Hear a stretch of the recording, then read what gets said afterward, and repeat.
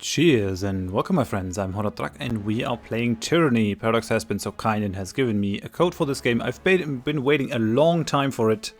Tyranny is a CRPG created by Obsidian, makers of Pillars of Eternity, most notably. That was the last game they did, but also Fallout New Vegas and lots of other beloved role-playing games. They really know how to make these, and I can't wait to actually dive into the game.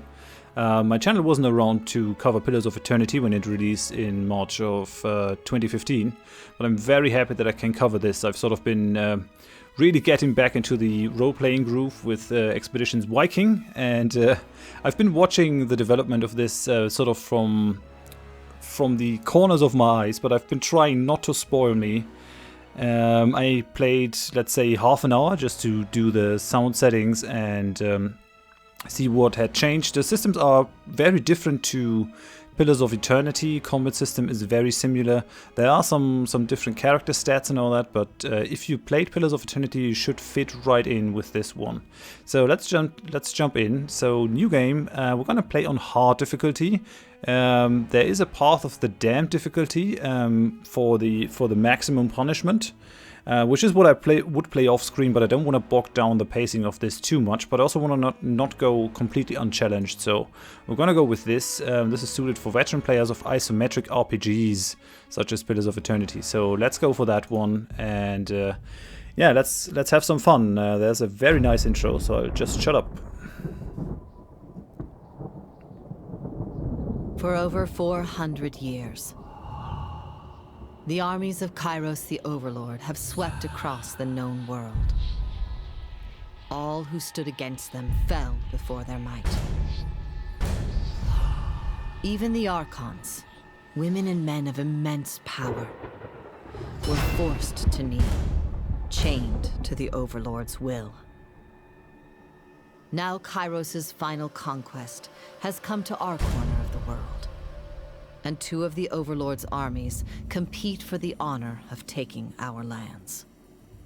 The elite disfavored, and the teeming horde of the Scarlet Chorus. The voices of Horath, spymaster and archon of secrets, guides the fierce and undisciplined masses of the Scarlet Chorus. With each battle, the Scarlet Chorus grows stronger, as the defeated are given a simple choice: serve or die. Graven Ash, Archon of War and the Overlord's most loyal general, leads the disfavored. Though small in number, Kairos' ironclad legion has never met true defeat in open battle. Watching over the two generals is Tyranny, the Adjudicator, Archon of Justice, eldest of Kairos' minions. Tyranny brings Kairos' laws to newly conquered lands, aided by the Fatebinders, judges and executioners of the Overlord's laws. You were among the youngest of the court of Fatebinders when Kairos' armies came to our lands. How could we have known that the fate of thousands would rest in your hands? Alright, that is setting the stage very nicely. So we got two... everyone is under the overlordship of Overlord Kairos.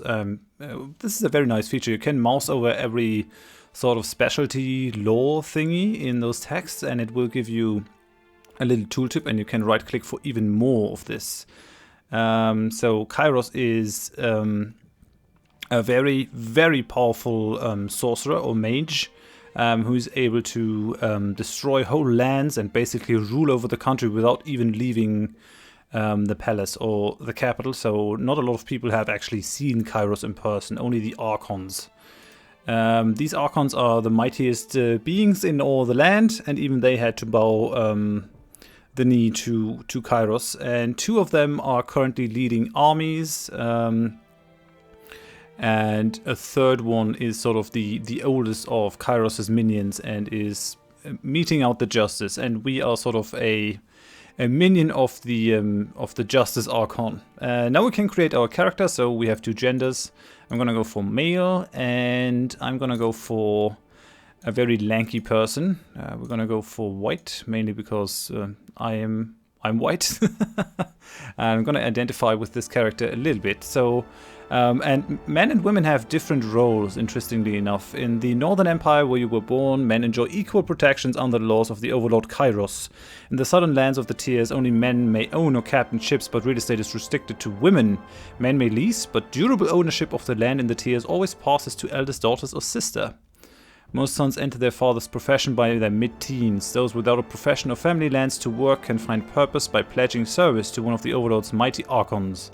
Criminals, derelicts, and others are often conscripted into the armies of the Archons. If a child cannot forge his own skein, he will certainly find one in battle. So that is a very interesting idea, that the land only can be passed between women. We're gonna play a man though. If you go for the woman description, then it says woman may crew a ship, but only men may own or captain a vessel. So you got men as people of the sea and women as people of the land. Really interesting. We're gonna go for a look over here that I've sort of thought out before. No, wait, which one is it? No, that's not the one I want. And then you have a bunch of hair options over here. I'm going to go for that one, and I'm going to go for that hair color, which is about my hair color. And then we're going to choose a nice beard. There's no cool forked beard, but this will have to do, I think. This will have to do. I can't change the eye color. Will always be blue-eyed. That's just how that goes. And then I can select different voices. Injured, tired. Let's rest. Right. Okay, Found that's... something. Trouble is afoot. Yeah, voices are a little quiet. I guess I should maybe bring them up. But we're gonna go for the sneaky male, and I can also choose some tattoos over here if I click on that one. Not sure where that tattoo will land though. Oh, these seem to be arm tattoos. I'm gonna go for a mage, I think. Yeah, I don't think we need any tattoos. I think that's fine. We go without tattoos. And sort of for faces, there are no faces that actually fit the look that I've gone for, and I sort of want that. So what I'm gonna do is I'm gonna go with the creepy guy with the mask. It's sort of a samurai mask. I like it. Why not? And then you can go for your backstory. How did you join Kairos' army? And there are a bunch of options.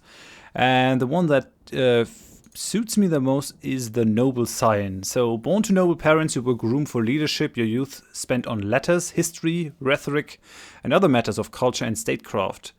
Though you had wealth and creature comforts, you were expected to grow up quickly and bear the honor of shepherding others through prosperity and war. When your parents came under accusation of sedition, you were sent to the court of Tunon, Archon of Justice, to defend your family's actions. Your parents were found guilty, their sentence, the dissolution of the treasonous estate, eloquently pleading your own ignorance on your family's actions. You negotiated your most important deal yet, immunity from the crimes of your family for the simple cost of swearing fealty to the Archon himself. Despite the unwilling induction, your education and savvy made you a valuable addition to the Archon's cadre of enforcers. And so, as long as you remained in good standing, your family just might be allowed to live. And I like that backstory the most because it sort of gives us an ulterior motive for our character. I don't really want to play this guy as sort of an evil psychopath or someone. I want to make this a three-dimensional character, someone who is not impassionate, not stoic about killing and other stuff, but who is sort of forced to go along with evil and its rule. So yeah, this is Tunon. We could go could look for more information. The Adjudicator is the Archon of Justice, ruler of the conquered realms. This is the oldest person hidden behind a mask. No one really sees the face. The mask is called the Face of Judgment. Impartial, sober creature, wholly obsessed with justice and order. And I really like that they sort of chose that facet of evil, because no one actually starts out as saying, hey, I'm gonna be an evil guy. No, they always say, I'm here for for order. I'm gonna bring order to chaos, and with that argument, you can sort of justify all kinds of atrocities, all in the name of order and bringing an end to chaos. So yeah, that's the thing. So we're gonna be one of his enforcers, one of the order enforcers, and we're gonna try to. We have to be loyal to Tunon, but we also are looking for an out, maybe. And then we can choose our primary expertise. I'm gonna go for shock spells. There are a bunch of options over here, and I'm sort of want to make this guy a Mage character because Tyranny has a very interesting spell creating system, but we'll see that in a little bit. So we gain the Charge Fist as our ability. It's gonna push enemies away. We can do it from a range of 2 meters, and it's gonna interrupt them with a very strong interrupt. So let's go for that one. That's our primary ability. And then we have a secondary expertise, and I think I'm going to go for frost spells. I want to make this guy a full mage. That's why I took the big lanky guy, big lanky build. And I'm going to go black on black because we're evil. There are a bunch of symbols over here that I can sort of change. I haven't really found anything that I like. That one maybe. The moon is sort of a symbol of magic. We're gonna play a law and order guy as well. We have sort of bought into the whole thing, I guess. We might still want to get out, but law and order is definitely important. We've seen that from our earliest childhood. I wonder how we got out of this, actually. Claiming ignorance of the actions of our parents. If we've been groomed for command, we must have been privy to this kind of stuff. I think we're gonna go with the fist. I mean, although we're not really a fisty kind of guy. We're not using our fist per se. That one also looks nice. Yeah, but the fist sort of symbolizes power and also order in a way. So yeah, we're gonna go for that one. Blue and black is fine. Then we're gonna name this guy Horath Drak. And then we got our attributes. Now, these give you bonuses if they go over 10 and malices if they go under 10. We got might, which governs our physical attack and our physical sort of resistances. We got finesse, which is sort of agility, character's physical and mental precision. And we got quickness, which determines ability and spell cooldowns. That's pretty important for us. Then we got vitality with health and will defense. Then we got wits, that determines magic damage. In Pillars of Eternity, might and wits were sort of one thing, I think. Might also determine the spell damage, and I think intelligence determined the range of spells and the duration of spells and the radius of area of attacks. And yeah, wit's very important for us, and then resolve, which determines our will and our resistances to mental stuff. So we're gonna go for full wits, as many as possible. We're gonna make our guy a little bit scrawny. 18 is the most that you can go, and you can maximal go down 2 points. So we're gonna be a little weak. So let's go up there, and we're also gonna be a little unhealthy. So I'm gonna go up quickness to 14 and wits to 18, so we can do a fair bit of damage. I mean, could go to quickness for the max. That's a quarter down on ability and spell cooldown. Well, yeah, let's go for that. So, and each of these attributes actually determines stuff that you can say in dialogues and all that. They are not mainly combat stats, but they are important all around. So let's go for that. We are not as healthy and we are not as powerful in terms of physical stuff, but we are extremely intelligent and very quick, and our resolve is average.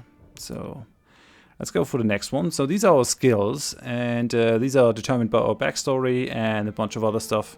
So lore is very important for us because we are a mage. Determines a character's ability to decipher information and put together clues from fragments of information. Critical for magic users who wish to learn new runes to power their spells.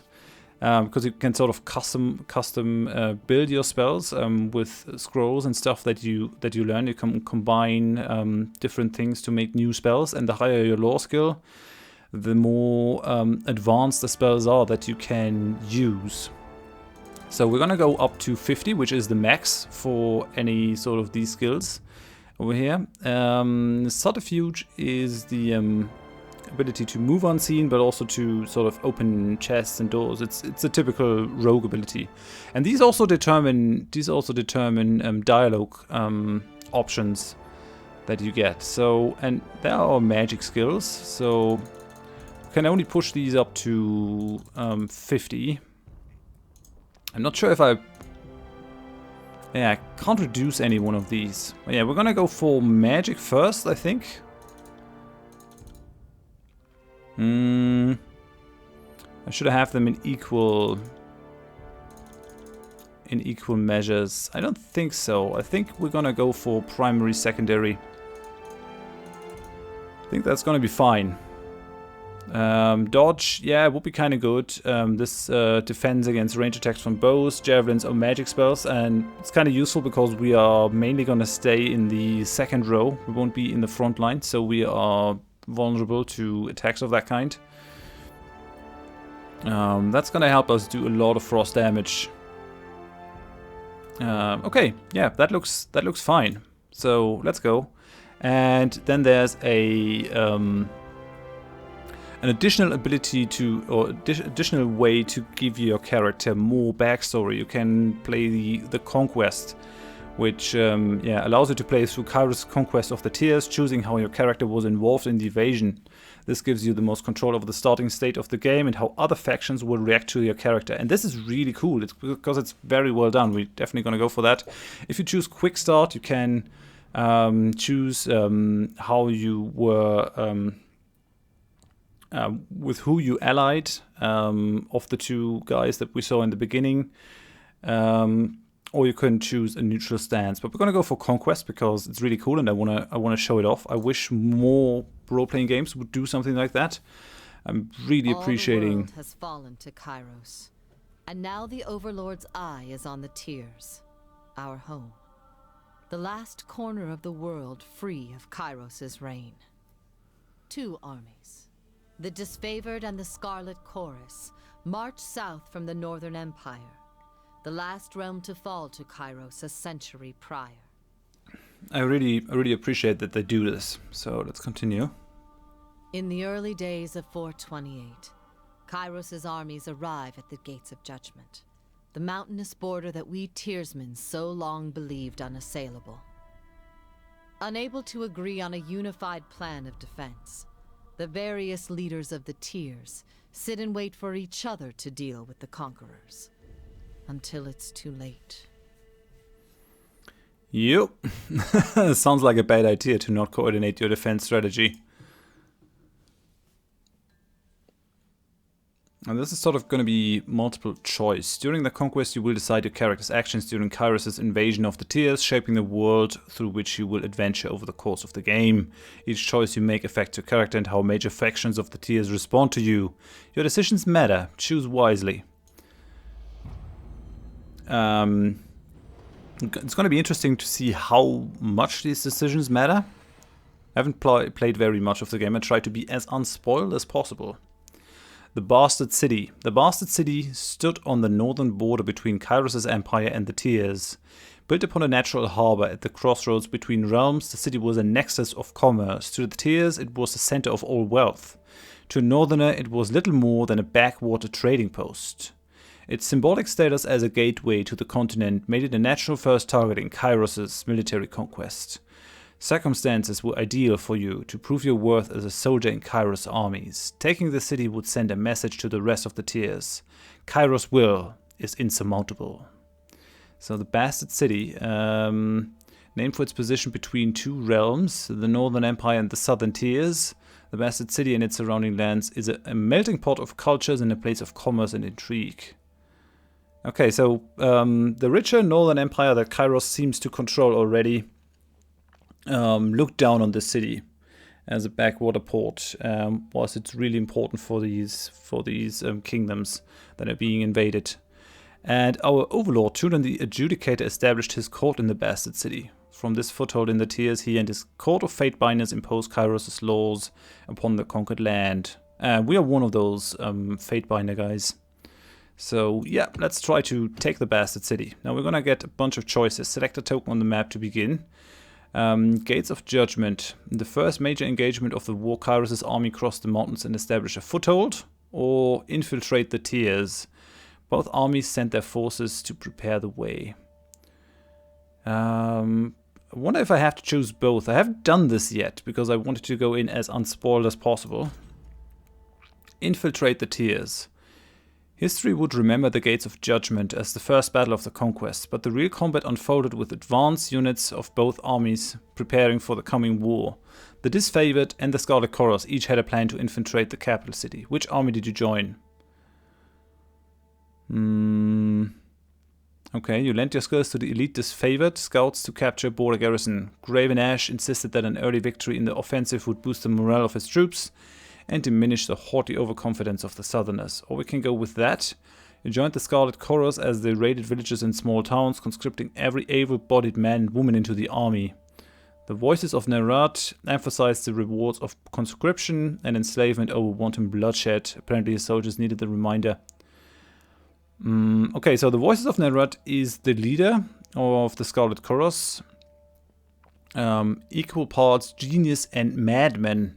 Rumors abound that he can steal the minds of others, though few, if any, are alive to confirm as much. The subjects of his interrogation are never heard from again, and the Archon is able to recall the memories of his victims with startling accuracy. He is the inconsistent leader of the Scarlet Chorus, vacillating between commanding from the vanguard and directing his armies in absentia. Despite his strange methods, no one doubts that the Voices of Nerat is an accomplished strategist, even suggesting that his madness stems from thinking hundreds, perhaps thousands of steps ahead of his enemies. Yeah, that sounds like a creepy person. I think that's the guy with the glowing green mask. And then we have the Disfavored with Graven Ash, the last of the great northern generals to stand against the Overlord in ages past. Archon Graven Ash now serves Kairos as supreme command of the Disfavored Legion and is charged with conquering the Tears. Graven Ash shares a powerful bond with the soldiers under his command and regards each of them as family. The death of a soldier at enemy hands represents a grievous loss to the old general, who bears the burden of his love with mournful stoicism. So we have sort of these two paths. We can go with the elite troops, or we can go with the undisciplined horde. I think for our law and order guy, sort of the disciplined elite guys are more appealing than the crazy madman and his horde. So let's go with these guys. Early victory in the offensive to boost the morale. Let's go for it. The Oathbound scouts identified a modest border defense and collaborated on an organized attack that would leave the enemy uncoordinated and cut off from aid. You oversaw the preparations and offered your opinions on the strategy. When the clashing of swords and spears fell to silence, followed by the cheering of disfavored scouts, you were the least surprised. Okay, I've got more choices now. We are done with one of these three before we take it. I can go with an inside agent. Found an ally within the city to prepare the way for the approaching armies. Or I can go with containing the fire. The Bastard City's resident fire mages threaten the first leg of the conquest. Kairos' forces put a stop to their unchecked power. Your fiercest opponents in the Bastard City were the mages of the School of Wild Wrath. Too barbaric to use their power responsibly, the unbridled practitioners needed to be stopped. How did you trick the hot-tempered mages into their own undoing? I like it. This is sort of, again, the theme of law versus chaos, or order versus chaos. Lure the hot-headed mages to an ambush where a legion of disfavored waited to spring the trap. The soldiers were hungry for a chance to subdue the arcane branch of Tyr's resistance. Or you tricked the guild elders into meeting with the Voices of Nerat, Archon of Secrets. The Archon was notorious for his cruel and mysterious interrogation techniques. The mages were never seen again. Yeah. And if I choose that one, that is a different thing. So there's a lot of different choices that I have to make. With the border garrison captured by your disfavored allies, you traveled ahead of Kairos' armies and lurked in the shadows of the bastard city. You decided that converting one of the locals to Kairos' side would help bring the city to its knees. After all, corruption starts from within. You enlisted a bitter captain of the guard to sell military secrets to the disfavored. Okay. Or you came to an arrangement with a well-connected smuggler who knew how to sneak agents of the Scarlet Chorus behind the city walls. The Scarlet Chorus were better operatives than soldiers, and this work required a subtle touch. Yeah, I think we're gonna go after the Fire Mages first. In the Bastard City, though. Why can't I choose both? I guess I have to choose between either of them, right? Yeah. I think I want to deal with the Fire Mages, because our guy is sort of a mage. Lure them in an ambush. Or trick them into meeting with the voices of Nerat. I'm gonna try and see what we can gain from them. A few could describe what Horath, the Archon of Secrets, visited upon his enemies during the Conquest.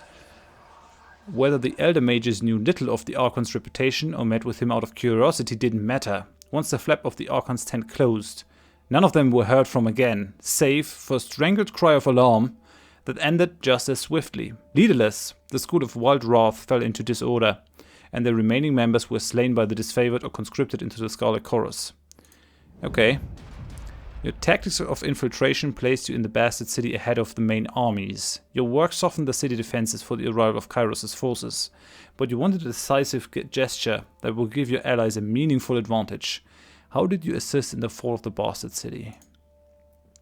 Duel the city marshal. You challenged the commander of the Bastard City's defenses to an honorable fight to the death. The disfavored wished to spare soldier lives for the battle ahead and civilian lives for occupation. So I would gain Warrior's Respite, 1 per encounter, gain some health, and take less damage. 1 per encounter, okay. What's that? Searing Palm. Oh, nice. So that's a fire thingy. Range 2 meters. Foe target, Mage Fire Affliction for 9 seconds. Gather heated energy into your hands and release it onto a foe.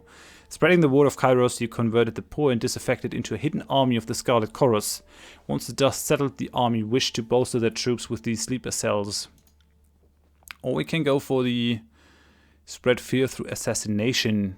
Keeping to the shadows, you eliminated the leaders of the Bastard City one by one. That sounds rather creepy, I gotta say. Although the ability is kind of useful. Grace deflection, less accuracy, so you can't hit, but you dodge a lot and you parry a lot.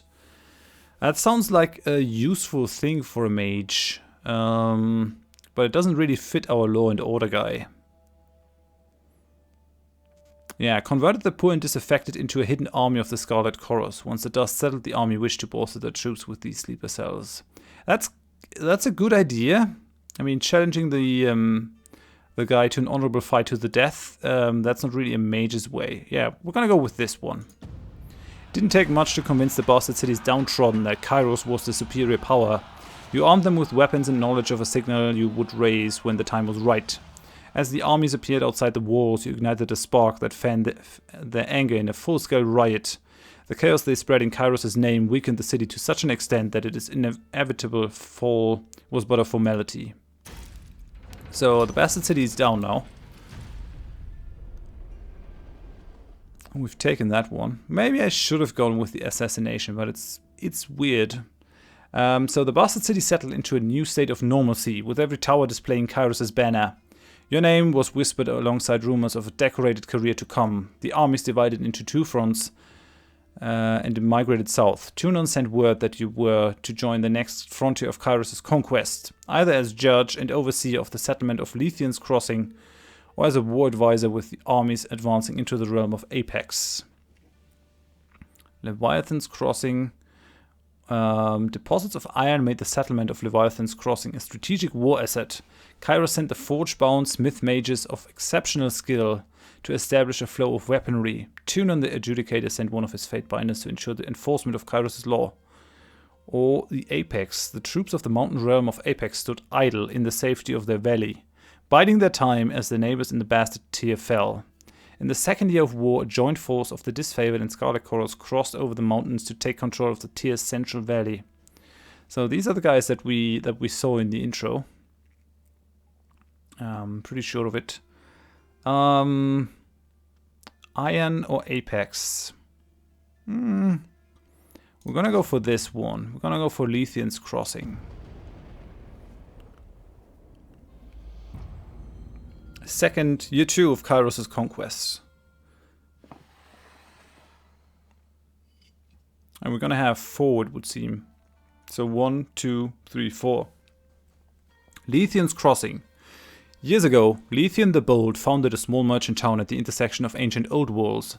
A pact between the settlers and a mercenary company meant that caravans were able to travel without fear of bandits or bane, and the town thrived in modest insignificance. This bane seems to be a thing in the world, but it doesn't have something that I can mouse over yet.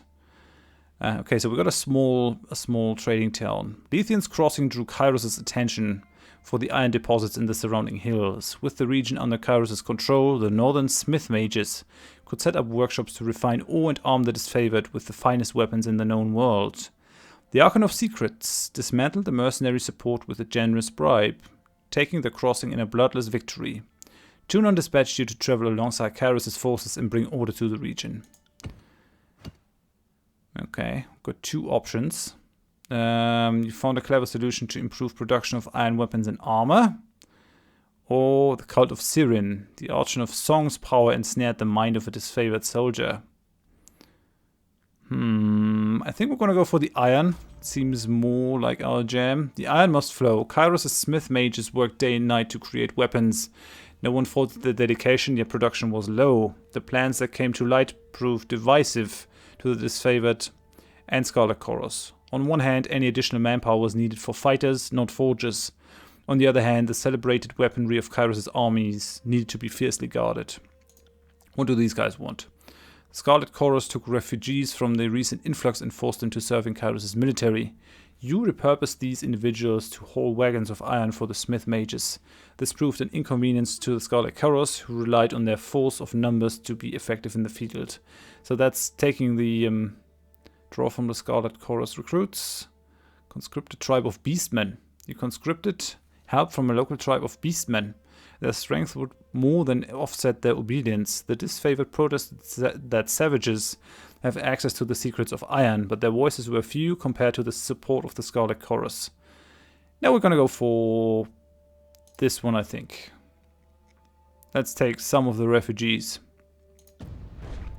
The population of Lethian's Crossing had swelled from the emptying of lands destroyed by Kairos' armies. Although the Scarlet Chorus fought to keep the refugees under their control, the need for production could not wait. The new recruits were reassigned to haul iron ore from treacherous mine shafts, labor more befitting slaves than Kairos' artisans. Though the Disfavored grew stronger with the advantage of more weapons, the Scarlet Chorus diminished as their ranks found themselves with one less opportunity for growth. Okay, we weakened one faction and strengthened the other. Okay, one is down, and that option is off the table. I really like that visual style that they have here. A Guardian's Due. Tensions rose as Disfavored and Scarlet Chorus soldiers rubbed elbows with mercenaries hired to guard the forges. Or Pick of the Armory. As the forges improved production, both armies demanded preferential treatment. Well, let's have a look. Since you aided the production of weapons, commanders of both armies lobbied for additional arms. They offered all manner of bribes to the next in line for a fitting session with the master of the forge. How did you sate the lust for iron? You let the Disfavored have the iron, keeping the best tools in the hands of the elite. The Scarlet Chorus saw the slight as an obvious display of preferential treatment. You gave iron arms to the Scarlet Chorus commander, knowing that they pay very well for any killing tool. Weaponry of such acclaim was typically reserved for the highest Disfavored officers, but you were open to changing tradition under the circumstances. Or I get a third option, remain neutral. You allowed no changes to the orderly dispensation of iron and punished those who tried to bribe you twice.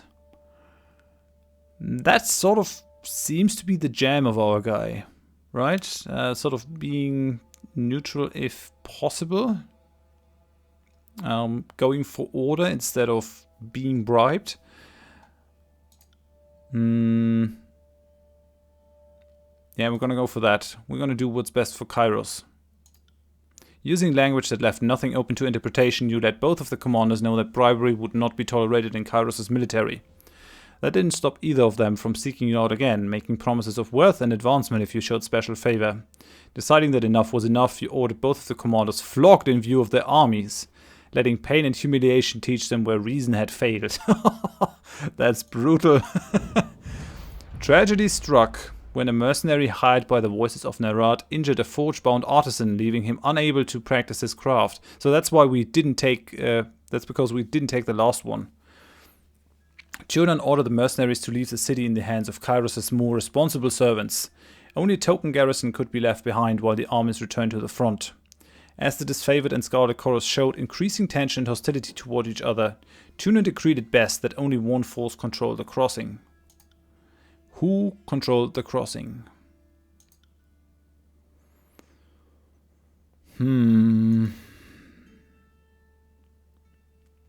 Not sure. These guys do have more people. These guys have the higher discipline. We're gonna show favor to them for now. Although, I'm gonna give it to them. The Scarlet Chorus flooded Lethian's crossing with over-eager and undisciplined recruits. In the first few days of occupation, settlers suffered under rampant theft, murder, rape, and arson.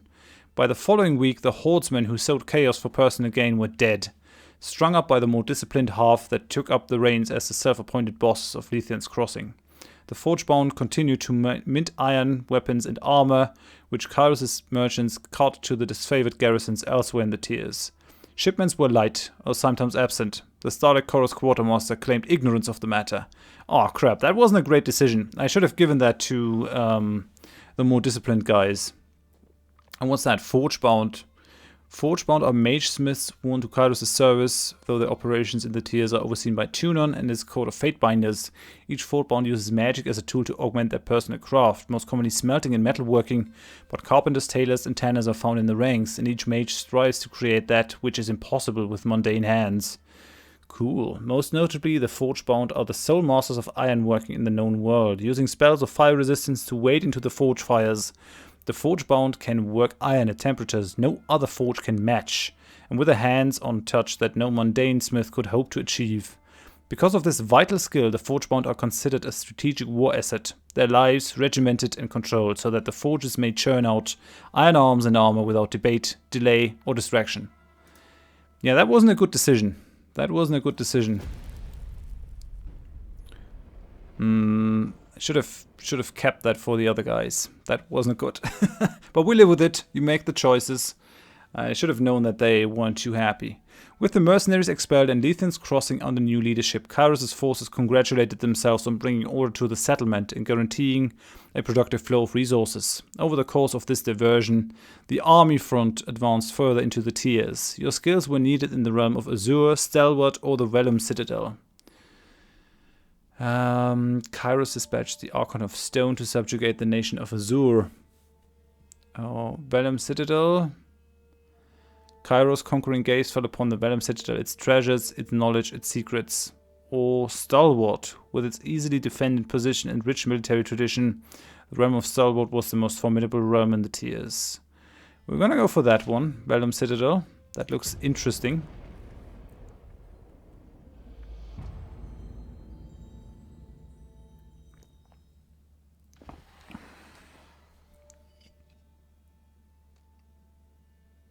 The Vellum Citadel was an archive and library of massive scale. Its inhabitants were known as the School of Ink and Quill, a circle of mages that centuries ago carved out their own mountainous refuge on lands unsettled by the other major realms. Legend said that the citadel housed a treasure trove of arcane knowledge. The Overlord spies infiltrated the school and confirmed as much. The time was ripe to send a detachment to the great library fortress and force the scholars to yield to Kairos. Song of Ensnarement. Siren's song ensnared some stealthy sages, or Chain of Command, a peaceful surrender turned bloody. Let's go for that one. Song of Ensnarement. Sirin, Archon of Song, used her power to enthrall enemy mages who crept beyond the Citadel walls. After Kairos' forces rounded up the arcane practitioners, the disfavored began executing the new captives, before they could share dangerous knowledge. Crime under Kairos' law with the Scarlet Chorus.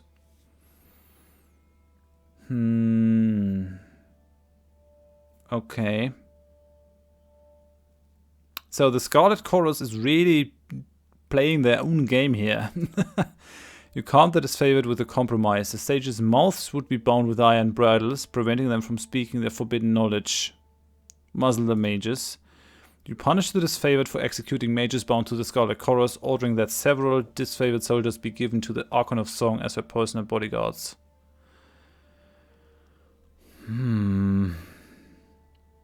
I want to know who the Archon of Song actually is.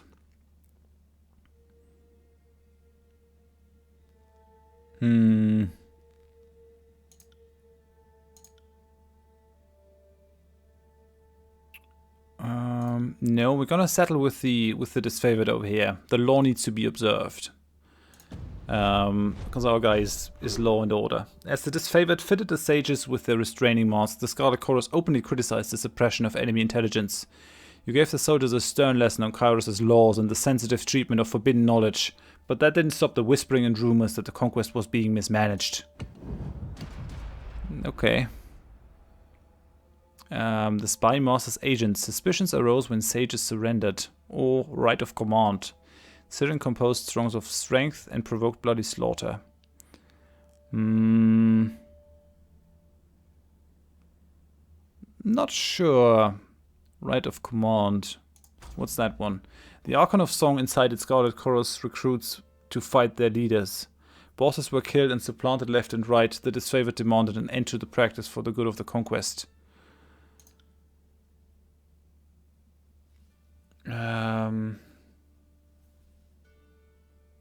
You agreed with the disfavored arguments. The right of command had its place, but not when Kairos' forces were outnumbered and reinforcements were weeks behind, if not longer. Yeah, that seems sensible. Or you ruled that each Archon had the right to govern their armies according to their nature. The right of command bred chaos, but it also ensured that the strongest rise to lead.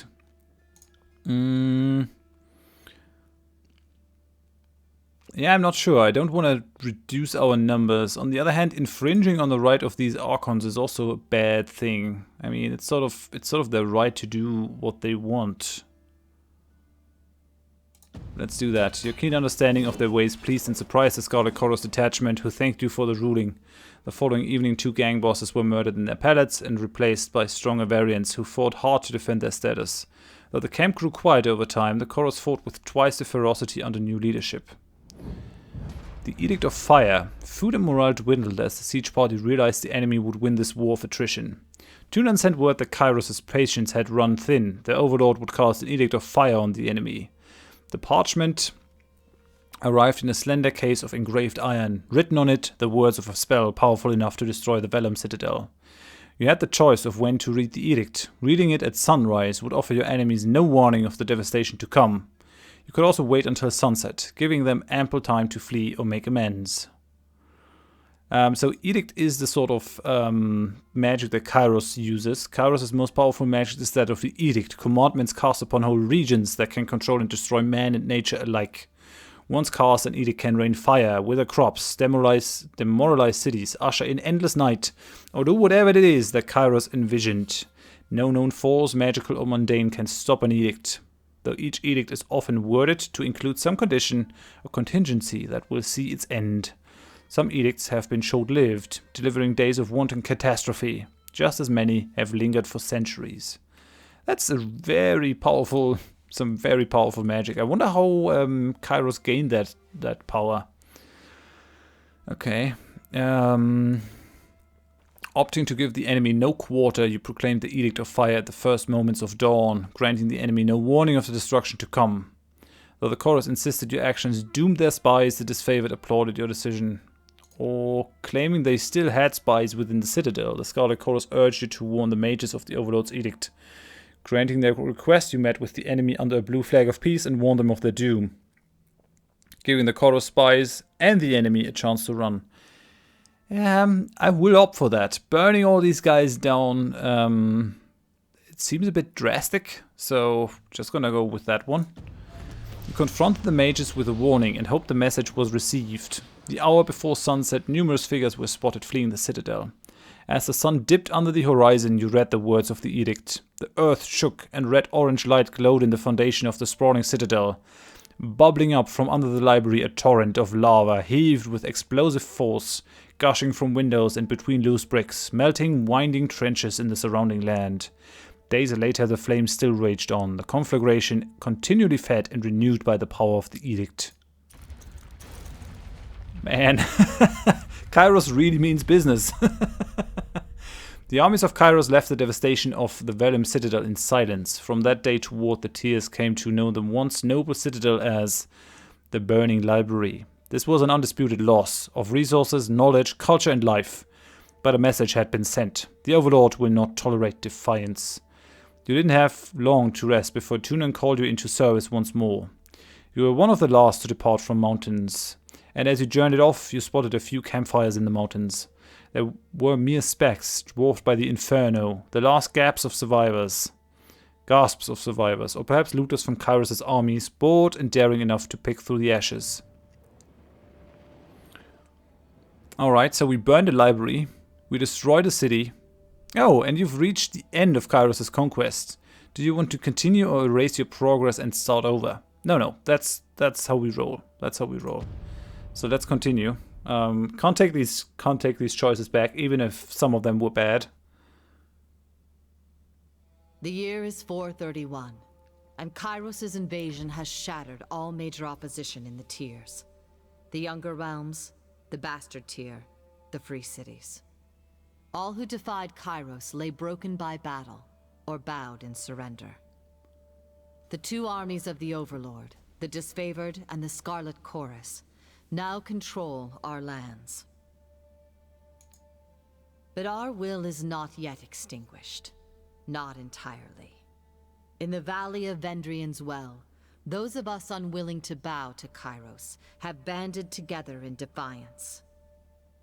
Violating an oath of surrender from 2 years prior, we have staged a bloody uprising, murdering the Disfavored and Scarlet Chorus garrison in a midnight assault. Great. With their main forces spread across the tiers, the Disfavored and Scarlet Chorus redeploy to Vendrien's Well to crush the resistance. But months pass with no definitive battle. As disagreement and discord paralyze the Archons, we bide our time and wait for our message of insurrection to spread across the tiers.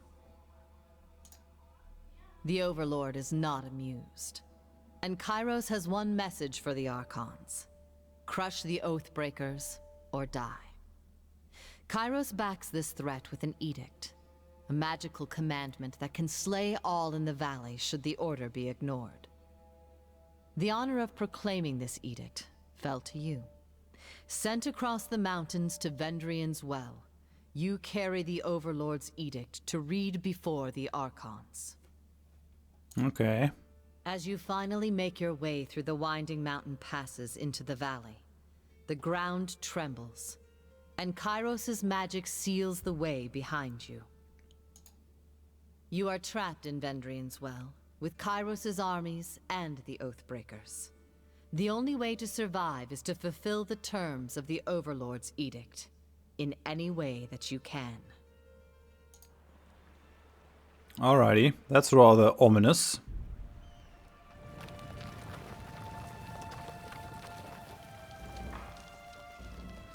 Okay, and this is the point where I'm gonna end this first episode. It's gone on long enough.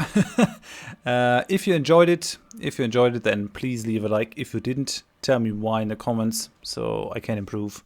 And if you want to see more of the series in the future, please consider subscribing to the channel. I hope you join me next time when we will try to bring this edict to the two armies that have not yet managed to subdue the Oathbreakers.